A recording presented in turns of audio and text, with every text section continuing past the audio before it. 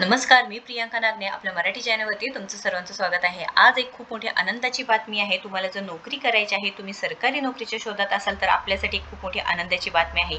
कारण 12वी पास महिलांना आता महिला व बाल विकास विभाग अंतर्गत 18,882 पदांसाठी सरकारी नोकरीची खूप मोठी संधी उपलब्ध झाली आहे।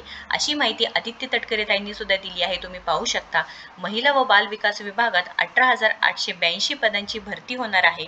महिला व बाल विकास विभागातील विविध रिक्त पदांची भरती करण्याबाबत आज मंत्रालयातील दालनात बैठक घेतली आहे। महाराष्ट्र शासनाने 70,000 पदांची भरती करण्याचा निर्णय घेतला असून महिला व बाल विकास विभागांतर्गत एकात्मिक बाल विकास सेवा योजनेअंतर्गत 5,639 अंगणवाडी सेविका व 13,243 अंगणवाडी मदतनीस अशा एकूण 18,882 पदांची भरती करण्यात येणार आहे। तर महिलांसाठी अत्यंत आनंदाची बातमी आहे।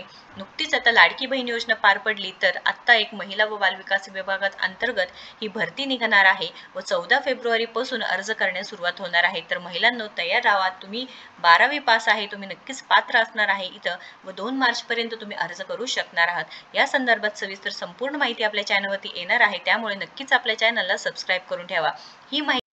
ही माहिती तुमच्या बहिणींपर्यंत, मैत्रिणींपर्यंत नक्कीच पोहोचवा, जेणेकरून ज्यांना सरकारी नोकरीची गरज आहे त्यांच्यासाठी ही खूप मोठी नोकरीची संधी उपलब्ध होणार आहे।